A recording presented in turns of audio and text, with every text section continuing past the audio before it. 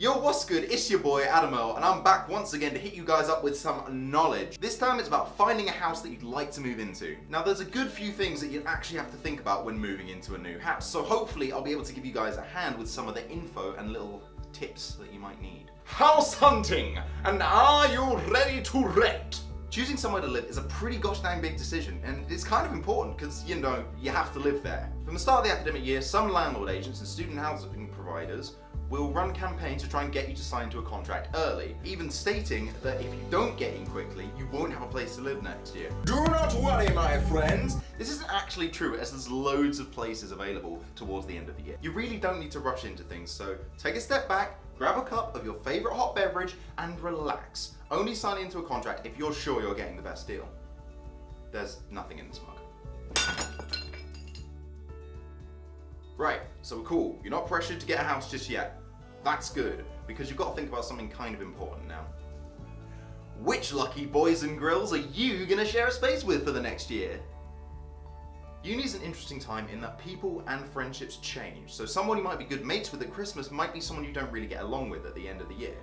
I'm just like me and everyone loves you. Right? Right?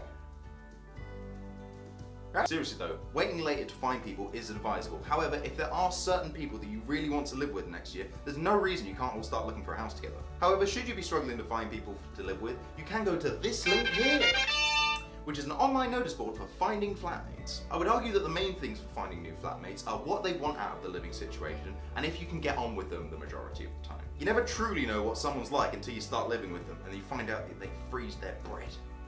Monster. Boom! You've got your house squad sorted. But what now? Well, now you've got to start collecting some info and doing some research. Guys, no, you've got to do it. It'll make your house a situation.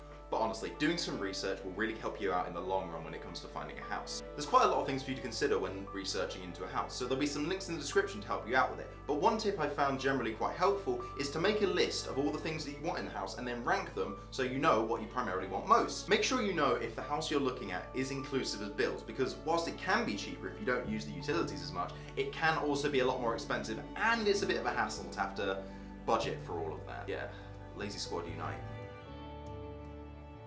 Well, you know what you're looking for now, so surely finding a house must be easy, right? Well, it may not be the walk in the park that you might think. That's why you need the power of teamwork. If you have a group of people searching for properties at the same time, you can find ones that suit your general group. And also, since you've got a group of people searching, you'll find them with more speed and efficiency. When you've selected a few options, it's time for you to book some viewings. This is the opportunity to ask key questions and get information that wouldn't necessarily be available on the website, such as how big are the rooms, what's the electricity limit, is it haunted, things like that, you know. So you found a place, you're pretty sure you're all good to go, so surely all that's left is to sign the contract, right? But before you sign anything, it might be a good idea to go to the university's advice service who can help you out looking through the contract to make sure it's all good. However, if you just want a quick checklist to run down, do you know who you want to live with next year? Do you know enough about local housing options? Is your landlord accredited? Do you know if the price is fair? Do you know if you can trust the provider? Do you know if the contract's right? Do you know your rights? Your rights.